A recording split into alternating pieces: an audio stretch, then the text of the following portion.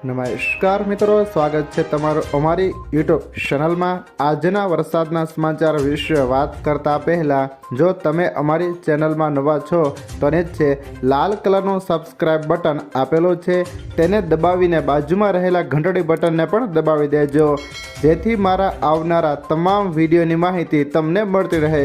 ગુજરાતમાં છેલ્લા 24 કલાકથી પડી રહેલા ભારે વરસાદને પગલે અનેક વિસ્તારોમાં પૂરની સ્થિતિ સર્જાઈ છે।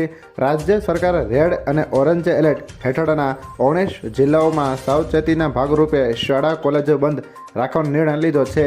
દાહોદ, પંચમહાલ, વડોદરા, નર્મદા, ભરૂચ, તાપી, ડાંગ અને વલસાડમાં રેડ એલર્ટ જાહેર કરાયો છે। વલસાડમાં આર્મીની 2 કોલમ મોકલાશે, જ્યારે ઓડિશાથી NDRFની 4 ટીમો બોલાવવામાં આવી છે।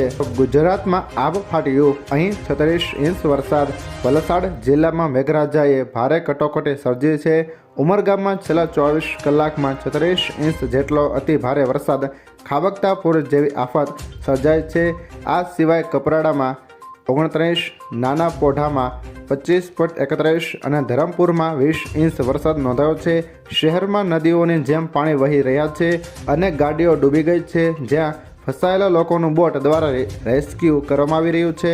ગુજરાત માટે આગામી 3 કલાક અતિ ભારે, જેમાં સુરત, નવસારી, અરવલ્લી, મહીસાગર, છોટા ઉદેપુર, દાહોદ, પંચમહાલ, વડોદરા, નર્મદા, ભરૂચ, તાપી, ડાંગ, વલસાડ, દમણમાં રેડ એલર્ટ, સાબરકાંઠા, પાટણ, બનાસકાંઠા, મહેસાણા, ગાંધીનગર, અમદાવાદ, દ્વારકા, પોરબંદર, આણંદ, ખેડા, સુરેન્દ્રનગર, મોરબી, જામનગર, રાજકોટમાં ઓરેન્જ એલર્ટ અપાયું છે।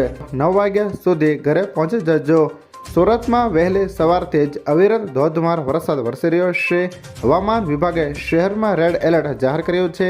મ્યુનિસિપલ કમિશનરે રાત્રે 9 વાગ્યા સુધી બહાર ના નીકળવા અપીલ કરી છે। બારડોલીમાં મીંઢોળા નદીમાં પૂર આવતા તલાવડી વિસ્તારના 50થી વધુ ઘરો પાણીમાં ગરકાવ થયા છે। અસરગ્રસ્તોને સુરક્ષિત સ્થળે ખસેડવામાં આવ્યા છે। પલસાણા તાલુકામાં 6 થી 7 ઇંચ વરસાદથી બલેશ્વર ગામ બેટમાં ફેરવાઈ ગયું છે।